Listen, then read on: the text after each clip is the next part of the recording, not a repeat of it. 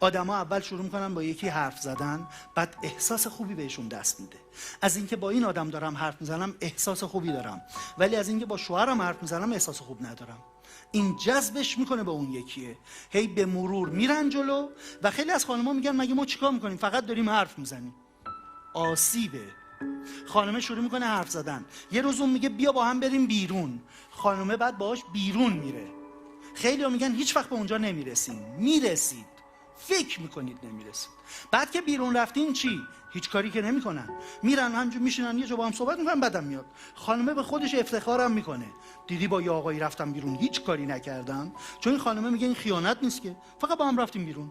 همین که به همسرتون نمیگید که با یکی دیگه رفتید بیرون یعنی خیانت.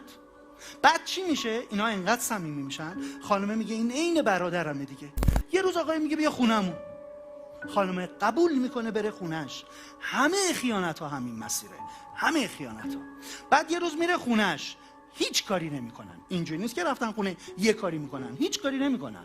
بعد که هیچ کاری نکردن حرف میزنن، بعدم خانم باهاش میاد، دوباره خانمه به خودش افتخار میکنه، رفتم خونه یه مرد غریبه هستن، هیچ کاری هم نکردیم، ببین من چه آدم خوبیم. بعد یواش یواش قبح گناه از بین میره. اون چیزیه که میگن قبح گناه، یعنی این عادت میکنه که بره خونش هیچ کاری هم نکنه. تو این مسیر با شوهرش هم دعواش میشه، هر از گاهی با شوهرش دعواش میشه، میره پیش اون حرف میزنه. یواش یواش به این نتیجه میرسه شوهر من لیاقت منو نداره. مثلا اونجایی که شوهر حسابی داد و بیداد میکنه، 2 تا اشتباه بکنه شوهره، بعد این خانمه میره پیش اون آقاه، بعد شروع میکنه اشک ریختن.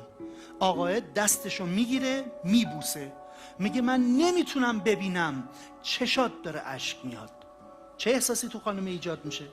نمیگم به رابطه کشیده میشه، میره خونه، ولی 3 روز بهش فکر میکنه که شوهرم زد تو گوشم، این دستم هم بوسید، اشک منم نمیتونه ببینه.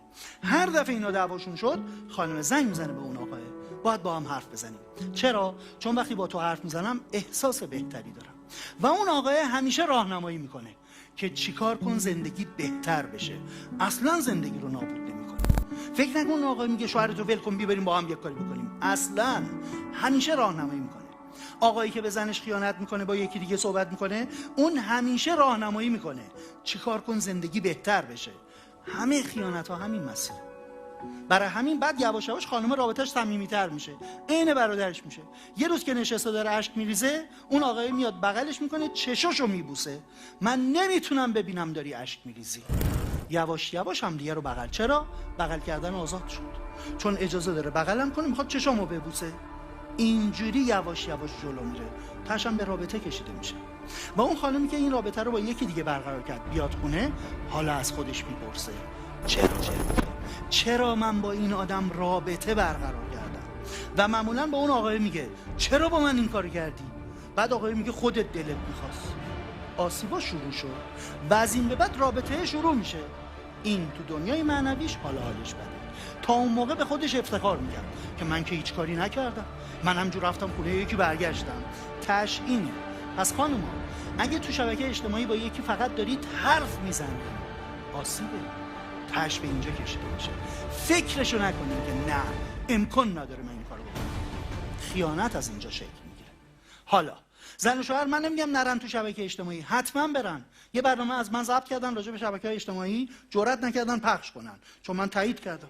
شبکه اجتماعی خیلی هم خوبه، حتما وارد شید. چی می‌خوایم ازش؟